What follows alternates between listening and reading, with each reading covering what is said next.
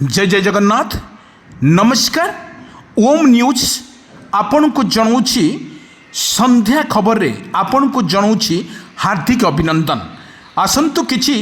देश विदेश रे किछि गुरुत्वपूर्ण घटना एवं दुर्घटना एवं शेष रे लघुचाप जनित वर्षा रे ओडिशा रे कौन रही यार स्टेटस ओडिशार लघुचाप वर्षा पर सरकार केते प्रस्तुत अछंती पूरा वीडियो पर तो नजर पकेबा दर्शक बंधु परे परे आमे देखिबा किपरि भाव रे कृषक भाईटी तार निज जमी रे फसल करिबो बोली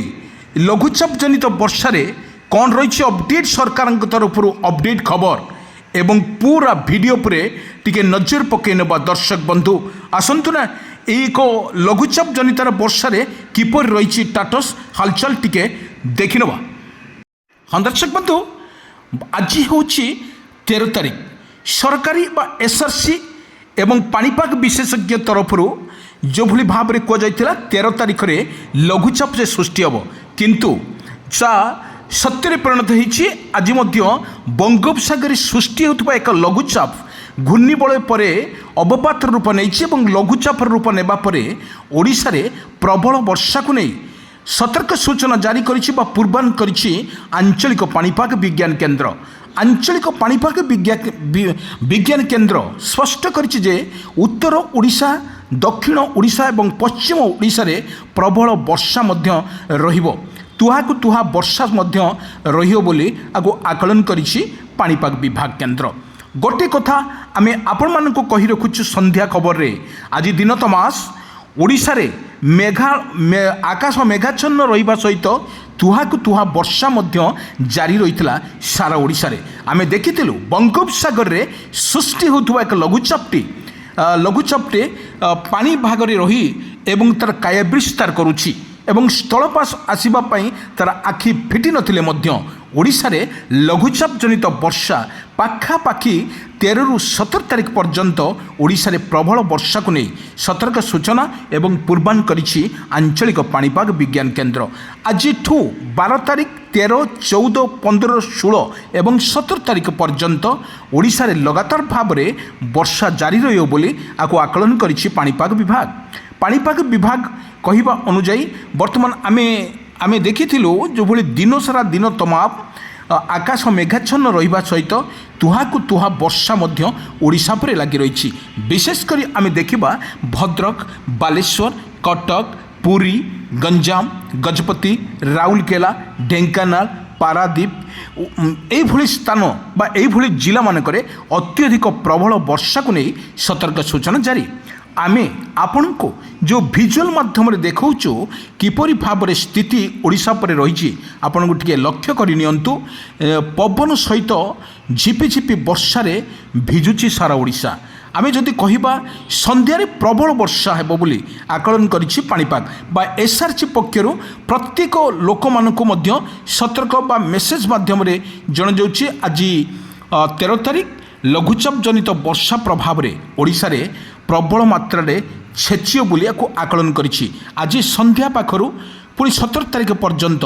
वर्षा प्रबल रहिबो बोली आकलन करिछि पाणीपाग विज्ञान केन्द्र। आमे कहि रखुछु मत्स्यजीवी मानक पई सतर्क सूचना मध्य जारी करिछि आंचलिक पाणीपाग विज्ञान केन्द्र। आमे कहि रखुछु आपण मानकु बारंबार लघुचाप फल रे ओडिशार स्थिति बेहाल परिस्थिति रही केउंठी लघुचाप जनित वर्षा रहउछि तो केउंठी पवन सहित वर्षा मध्य जारी रही आमे जो विजुअल माध्यम रे आमे आपनकु देखाउछु देखंतु दर्शक बंधु किपरि भाव रे ओडिशा रे रही यार प्रभाव ओडिशा रे प्रभाव रे ओडिशा रे बेहाल मध्य देखा मिलूँ आपन देखंतु आमे गोटे देखिबा ये पवन बेग केमिति रही ओडिशा रे विशेषकर पवन बेग 40 रु 50 किलोमीटर कौन जगह 40 रु 50 किलोमीटर रही कौटे 20 रु 30 किलोमीटर कौटे 30 रु 40 किलोमीटर पवन बहिबार संभावना अच्छी किंतु आमे देखिथिलु आज जो भली भाव में भद्रक रे प्रत्येक ब्लॉक रे 7टी ब्लॉक रे लगातार भाव में सकाळु संध्या पर्यंत आकाश मेघाच्छन्न रही आकाश मेघाच्छन्न रही फल ପବନର ହାଲକା ପବନ ମଧ୍ୟ ରହିଛି, ମଧ୍ୟମ ଧରଣର ବର୍ଷା ମଧ୍ୟ ମାନେ ରହିଛି। ଆପଣଙ୍କୁ ଆମେ କହି ରଖୁଛୁ ବଙ୍ଗୋପସାଗରରେ ସୃଷ୍ଟି ହେଉଥିବା ଏକ ଘୂର୍ଣ୍ଣିବଳୟ ତାହା ଲଘୁଚାପର ରୂପ ନେବ। ଏହି ଲଘୁଚାପର ରୂପରେ କିପରି ଭାବରେ ଏହାର କାୟ ବିସ୍ତାର କରୁଛି ଆପଣମାନେ ଦେଖନ୍ତୁ। କିନ୍ତୁ ଆମେ କହି ରଖୁଛୁ ଦେଖନ୍ତୁ କିପରି ଭାବରେ ଯେଉଁ ବର୍ଷା ରହିଛି, ଏହାର ନିଶ୍ଚିତ ଭାବରେ ବର୍ଷାର ତାଣ୍ଡବ ଲୀଳା ଆମେ ମଧ୍ୟ ଦେଖିଥିଲୁ ଓଡ଼ିଶା ଉପରେ ଏହାର ପ୍ରଭାବ ପଡ଼ିବ ନିଶ୍ଚିତ ଭାବରେ ଆପଣ ଦେଖନ୍ତୁ। କିନ୍ତୁ ସନ୍ଧ୍ୟାରେ ମେଘ ଘୋଟି ଆସିଲା ପରେ କିପରି ପରିବେଶଟି ଅନ୍ଧାର ଦେଖାଯାଉଛି। ଏହି ଅନ୍ଧାରରେ ସୁଯୋଗ ନେଇ ଗଛପତ୍ର ଗୁଡ଼ିକ ସବୁ ଦେଖନ୍ତୁ କେମିତି ବେହାଲ ପରିସ୍ଥିତିରେ ଅଛନ୍ତି। ପବନ ସହିତ ବର୍ଷା ସହିତ ପବନ ଇଆରେ ଲୁଚକାଳିରେ ଖେଳୁଛି ବର୍ତ୍ତମାନ ଗଛ ଗୁଡ଼ିକ, ପ୍ରବଳ ଗଛରେ ଅନ୍ଧାରୁଆ। ଆପଣଙ୍କୁ ଆମେ ଆଉ ଗୋଟେ ଭିଜୁଆଲ୍ ଦେଖାଉଛୁ। ଏ ଭିଜୁଆଲ୍ ହେଉଛି ଦେଖନ୍ତୁ କିପରି ଭାବରେ ଓଡ଼ିଶାରେ ଲଗାତାର ଭାବରେ ବର୍ଷା ମଧ୍ୟ ରହିଯାଉଛି। ଆଗକୁ ଏକ ବଡ଼ ବର୍ଷା ରହିବ ବୋଲି ବର୍ତ୍ତମାନ ଯାହା ଆଜି 13 ତାରିଖରେ ସୃଷ୍ଟି ହୋଇଛି ଲଘୁଚାପ, 13, 14, 15, 16 ଏବଂ 17 ତାରିଖରେ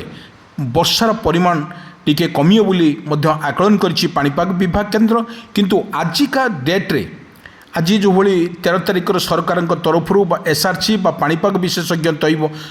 କହିବା ଅନୁଯାୟୀ ପ୍ରବଳ ମାତ୍ରାର ବର୍ଷା ମଧ୍ୟ ଓଡ଼ିଶା ଉପରେ ରହିବ, ନିଶ୍ଚିତ ଭାବରେ ଓଡ଼ିଶା ଉପରେ ରହିବ। ଓଡ଼ିଶାର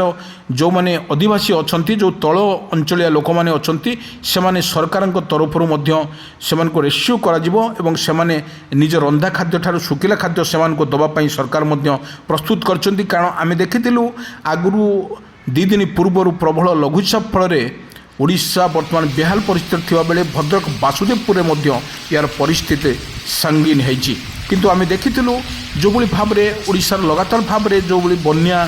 ବର୍ଷା କଥା କୁହନ୍ତୁ ଲାଗିକି ରହୁଛି, ନିଶ୍ଚିତ ଭାବରେ କହିବାକୁ ଗଲେ ବର୍ତ୍ତମାନ ସରକାରଙ୍କ ତରଫରୁ ମଧ୍ୟ ଜୋରଦାର ପ୍ରସ୍ତୁତ ମଧ୍ୟ କରାଯାଇଛି। ଯେଉଁ ପରିବାର ବା ଯେଉଁ କୃଷକ ଭାଇମାନେ ଏଥର କିଛି କ୍ଷତି ନ କରନ୍ତୁ ସେଥିପାଇଁ ଜଗିଛି ସରକାର। ପ୍ରତ୍ୟେକ ମୁହୂର୍ତ୍ତ ଦେଖିବା କିପରି ଭାବରେ କେଉଁଠି ଲଗାଣ ବର୍ଷା ଫଳରେ କେଉଁଠି ବନ୍ୟାର ପରିସ୍ଥିତି ସୃଷ୍ଟି ହେଉଥିବା ବେଳେ ଆପଣଙ୍କୁ ଭିଜୁଆଲ୍ ମାଧ୍ୟମ ଦେଖାଉଛୁ ଯେଉଁ ବନ୍ୟା ପାଣି ଯେଉଁ ପ୍ରବଳ ବନ୍ୟା ପାଣିକୁ ନେଇକି ଯେଉଁ ସତର୍କ ସୂଚନା ଜାରି କରିଛି ଆଞ୍ଚଳିକ ପାଣିପାଗ ବିଜ୍ଞାନ ଏବଂ ମତ୍ସ୍ୟଜୀବୀ ପାଇଁ ସମୁଦ୍ରକୁ ମନା ମଧ୍ୟ କରିଛି। କାରଣ ସମୁଦ୍ର ଅଶାନ୍ତ ଥିବାରୁ କୌଣସି ମତ୍ସ୍ୟଜୀବୀ କିପରି ନ ଯାଆନ୍ତି ସେପରି ପ୍ରତ୍ୟେକ ମତ୍ସ୍ୟଜୀବୀ ଅଫିସରମାନଙ୍କୁ ମଧ୍ୟ ସରକାର ତରଫରୁ ମଧ୍ୟ ଘୋଷଣା କରାଯାଇଛି। ଆଉ ଗୋଟିଏ କଥା ଆମେ କହି ରଖୁଛୁ ଲଘୁଚାପ ଜନିତ ବର୍ଷାରେ ଲାଇଟିଂ ଅଧିକ ଥିବାରୁ ବର୍ତ୍ତମାନ କୃଷକ ଭାଇମାନଙ୍କ ଲୋକମାନଙ୍କୁ ଜନସାଧାରଣଙ୍କୁ ଜାରି କରିଛି